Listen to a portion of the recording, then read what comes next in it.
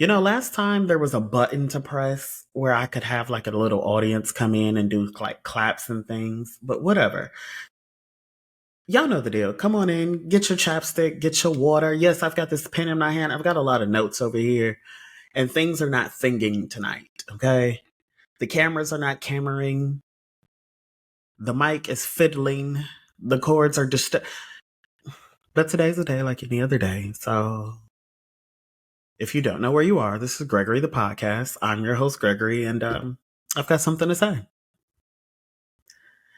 All right. So I'm probably going to title this one Checking Our Sources.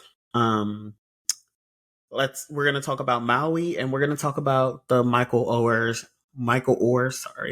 slash blindside slash family lawsuit slash studio lawsuit kind of situation.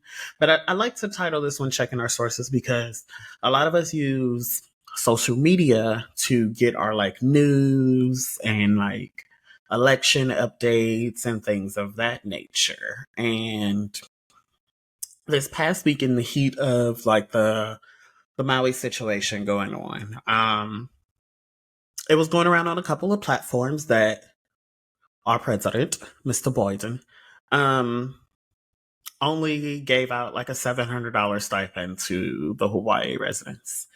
And not that any of the help that these people are getting, and I'm going to rattle off a little bit of lengthy list of all the different organizations who are on ground now trying to do whatever it is that they do. And this is no way in saying that the help that they are getting is enough. It's just I would like to inform everybody on like what the actual situation is instead of pushing the agenda on making an administration look bad. Because yes, I care who you vote for ultimately, but what I care about more is you voting for like somebody you know all the facts behind. With them sharing this story incorrectly, it had a lot of people in the comment section talking about, oh, yeah, that's why I'm voting for this such a person to come such an election because they would never.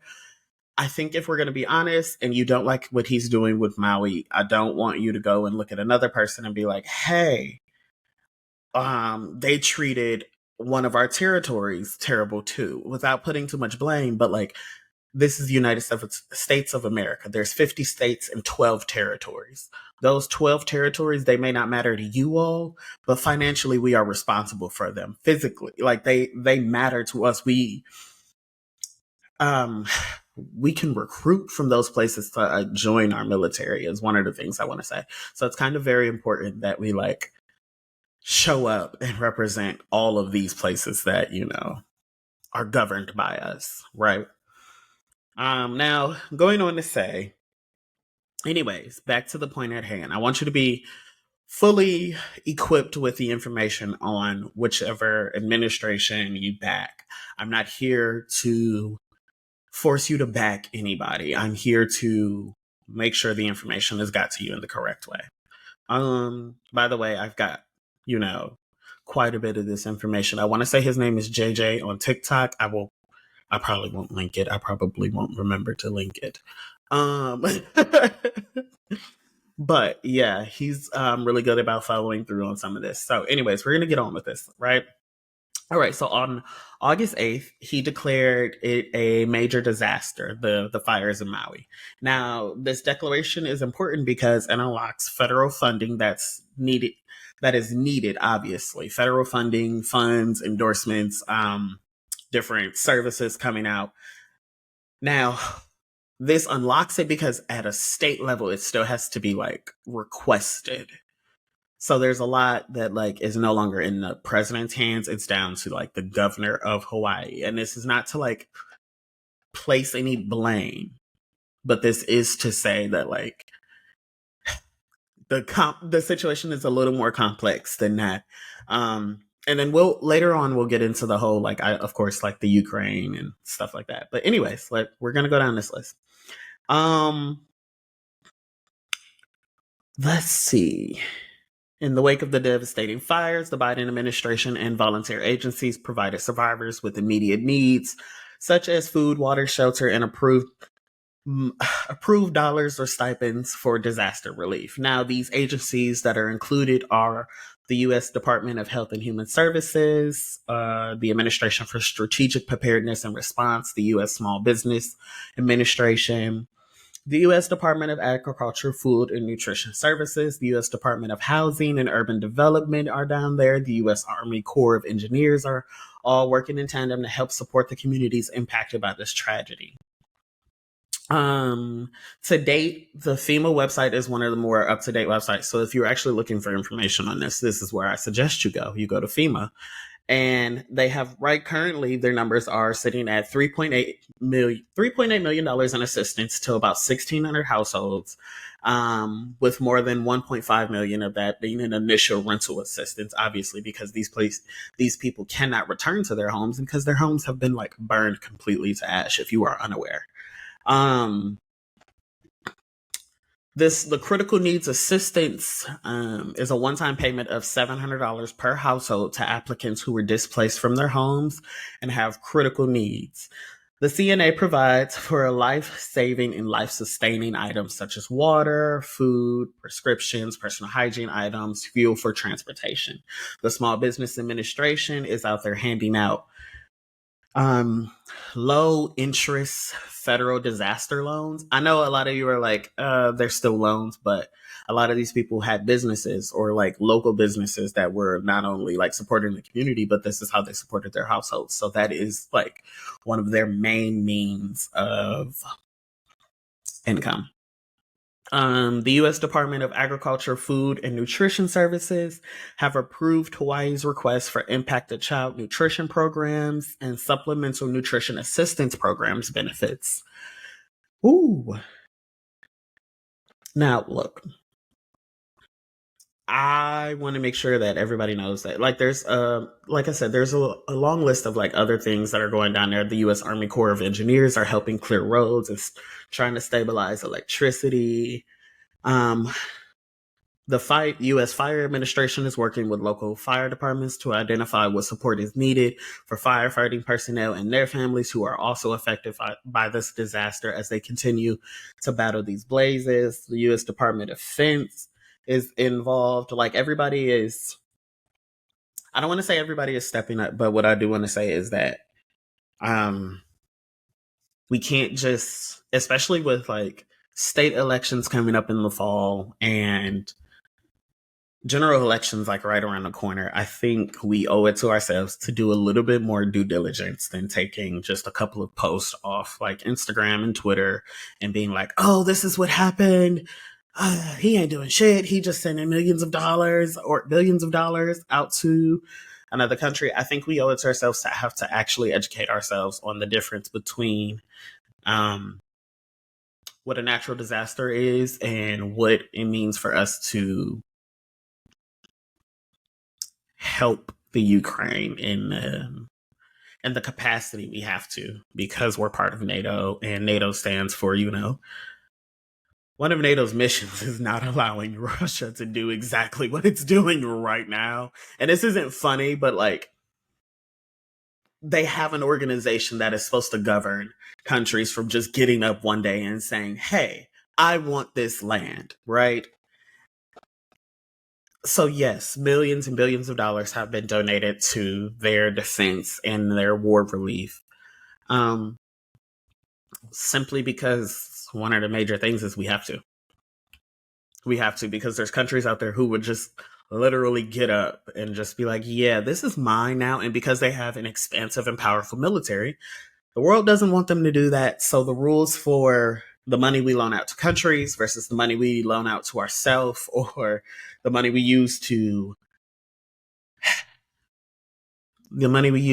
try and recoup natural disasters, if you will.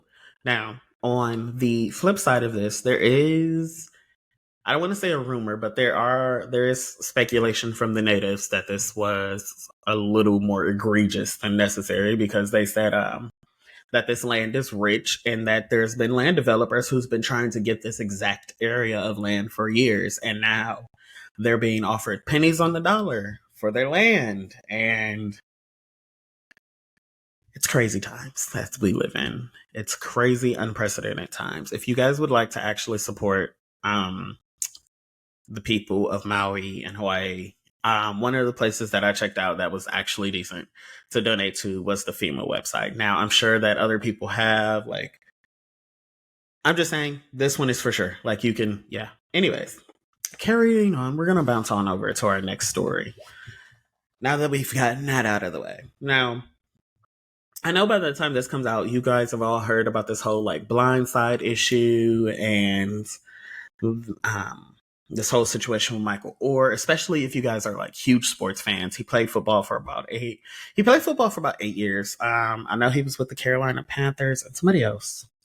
I think he ended his career with the Panthers, but he started with somebody else. I can't remember off the top of my head. I'm looking at my notes and it's like nowhere to be found apparently. But that's fine. It's cool. No big deal. No big deal. Anyways, so one of the major points of the lawsuits that are going on right now is that Michael is claiming that the Tuohys entered him into a conservatorship while presenting it to be the same process as legal adoption.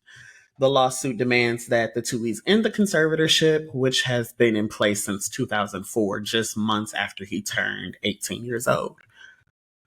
All right, let's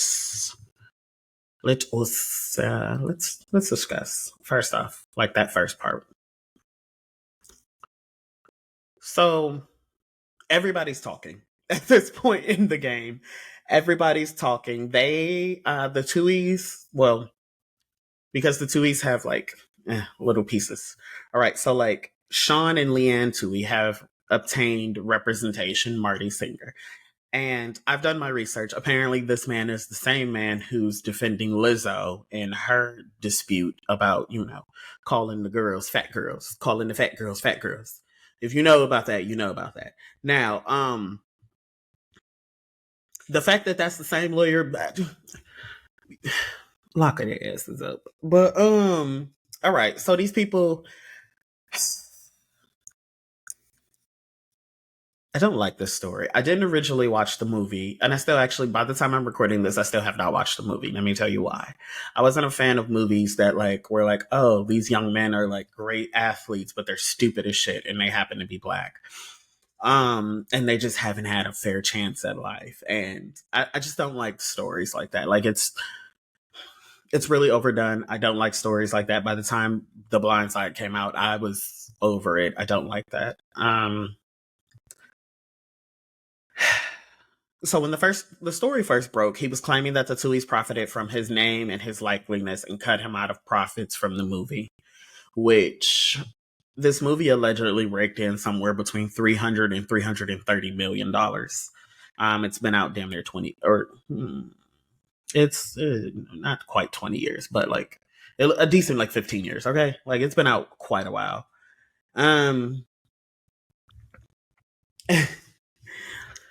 There's just so many interesting parts to this story. Okay, so this movie is based on a book that's written about this particular young man. This book is not written by him. It's written by a neighbor of the Tuohys, Mr. Michael Lewis. This is also not the same neighbor who Michael Orr was staying with when he got enrolled into the school in which he met the Tuohys children. Right? Because that's how this all happened. He met their children. Their children brought him home like some stray dog, I'm assuming, and then they decided to keep him. Right? Now, this all played out differently. It's in the movie, they make it seem like, they got him into school. They taught him how to play football. This man goes on to say that he has had disputes with this movie for years because he's like, I wasn't stupid. I wasn't stupid. I just needed, constant supervision. Like I needed to be in a school because he had been bounced around from foster home to foster home, couch surfing, and did not have like an accurate span of school time where he like focused heavily on school. He was trying to survive.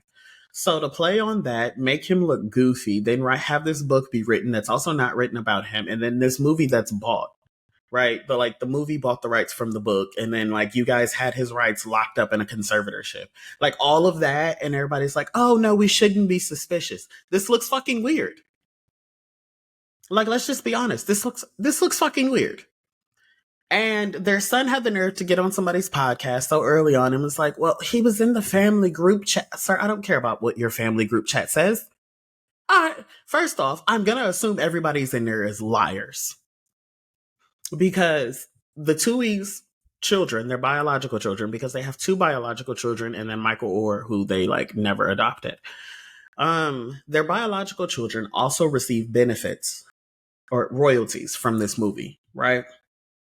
And I'm not sure what for it, and neither are they. The son was doing the podcast, and he was just like, yeah, well, of course, without him, there would have been no story, but like, we didn't get like, he's making it seem like we got millions of dollars. You guys shouldn't have profited at all. Like, this wasn't about you. Like, you were extras in the movie. Like, maybe you should have made something, sure.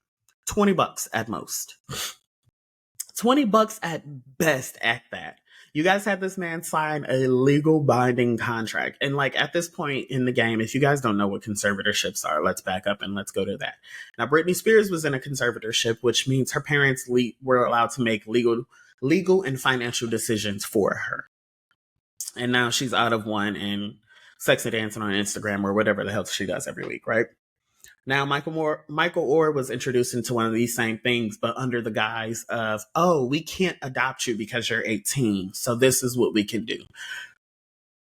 And this has been in place ever since. And now he's like, oh, I just found out about it. He's suing. And they're trying to make it seem like he's blackmailing them for money. Like, oh, he said, give him $15 million and he wouldn't go public with this. And they want to make it seem like he's the bad guy here. And you guys, like, my real issue is, like, y'all have no sense of fucking family. Because here's the thing, right? If he was truly your family, if y'all truly had embraced this man, you truly had taken him in, this is how you treat family, right? If this is the man who's been putting you on, been putting the family on for 20 years, right? Regardless of like the movie, he had an 8-year career. Like everybody's either gone to college, rode the backs of like whatever initial funding y'all got from this. I don't care. Whatever initial funding you got from this, all your life treasures are owed to him. So if he comes back and y'all are saying like, oh, he's not playing football, so he's broke now. If he comes back and he's broke and he's been putting y'all on since like 2004, the movie came out in 2009, okay? But the conservatorship was in place since 2004. Right? He's been putting y'all on since 2004. If that man says, run me everything in your accounts, run him everything in your pockets. Turn your pockets inside out. Give him everything, every goddamn dollar, the lint included in your pockets. Because for you to deny him anything, and like I want to make it clear, like the dad is a sports commentator and owns 115 different like restaurant franchises, like through Taco Bell's and like Wendy's and shit like that. The mom's gone on to do TV appearances, write 2 books, and become a motivational speaker. The daughter is an actress married to a producer or some shit like that. And the son is a talent agent. Like he finds high school like sports players and stuff. All of this sounds like you all built this on the back of Michael Orr. Like I'm not saying you couldn't have had a little chump change when you met him. But to be like, oh yeah, we can go ahead and end it now that like you've made all the money and like everybody's saying like they didn't make. My thing is, a lot of y'all are not saying y'all didn't make any money. Y'all are trying to say you didn't make as much. And I don't like that. Because in some of the interviews, a lot of them are like, oh no, over the span of like 4 or 5 years, we only made 70 grand. I think it's really weird for y'all to be acting and behaving in this way. And that y'all are saying this is family. You aren't behaving like this is family. You aren't behaving like somebody who you really like, who y'all really care about. Like, I don't feel like y'all care about him because you would be doing everything to make him feel like you didn't screw him over. You would be doing everything to make him feel like it's that, like you're still loved. Like we still care about you. We still respect you. We still fuck with you. We still rock with you heavy. And this doesn't give that. This gives very much like, well, shit happens, but because for you all to like take his life story and rewrite it so in a way that it benefits you, even down to the fact of like you all teaching him football when he was like a local known sports star to begin with. Like he was known for playing sports because of his size when he met you all. That's crazy. Y'all have taken credit for everything he's done and downplayed him. And the fact that he had to come out and say, like, girl, I've had a bed before. Like, anyways, this, when we talk about allyship, I'm going to refer back to this. Okay. We're going to get into allyship in the next couple of episodes. This is a hot ass mess. I'm actually going to follow this story and see what happens. I know right now they voted to go ahead, or they have said they're going to go ahead and end the conservatorship or whatever. I hope I hope he sues them and gets everything he's supposed to, because you took advantage of him. And anybody who says you didn't is full of shit. Anybody who sits there and is like, oh, well, you're only seeing this as a white family who took advantage of a black athlete, because that's what it is. That's exactly what the fuck this is.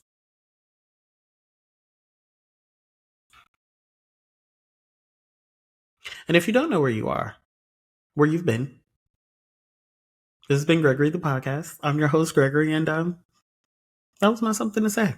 Yeah.